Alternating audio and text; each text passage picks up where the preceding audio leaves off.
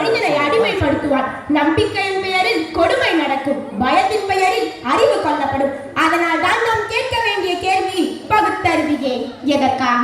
பகுத்தறிவு என்றால் என்ன? பகுத்தறிவு என்றால் எதையும் கேள்வி கேட்பது, காரணமில்லாமல் எதையும் ஏற்க மறுப்பது, ஆதாரத்தின் அடிப்படையில் முடிவு எடுப்பது.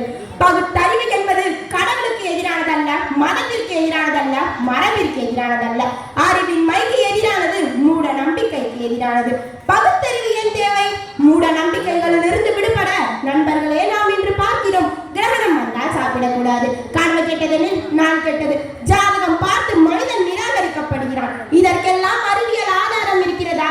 இல்லை. பகுத்தறிவு நம்மிடம் கேட்க சொல்கிறது. ஏன், எப்படி? மனித சமத்துவத்தை நிலைநாட்ட ஜாதி, தீண்டாமை, உயர்வு தாழ்வு இவை அனைத்தும் எதனால் உருவானது?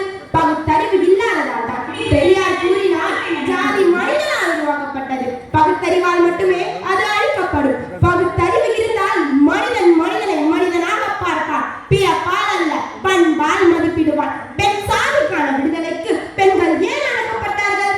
ஏன் உரிமைகள் மறுக்கப்பட்டன? மரபு, பழக்கம், நம்பிக்கை என்ற பெயரில் தான். பகுத்தறிவு கேட்கிறது, பெண்ணும் மனிதன் தானே, அவனுக்கு சிந்திக்கும் உரிமை இல்லையா? பகுத்தறிவே பெண் விடுதலையின் அடித்தளம். அறிவியல் வளர்ச்சிக்காக அறிவியல் எதனால் வளர்ந்தது? கேள்வி கேட்டதா, சந்தேகப்பட்டதா, சோதனை செய்ததா? பகுத்தறிவு இல்லாமல் இருந்திருந்தால் மின்சாரம் கண்டுபிடிக்கப்பட்டிருக்குமா, மருத்துவம் வளருமா, விண்வெளி ஆராய்ச்சி நடக்குமா?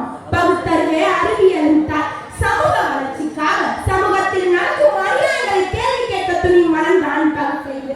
ஏன் ஒருவருக்கு சலுகை, ஏன் இன்னொருவன் ஒடுக்கப்படுகிறான், இந்த ஏன் என்ற கேள்விதான் புரட்சி கவிதை. எதிர்கால தலைமுறைக்காக நாம் பகுத்தறிவோடு வாழ்ந்தால் குழந்தைகள் சிந்திக்க கற்றுக்கொள்வார்கள். அடிமை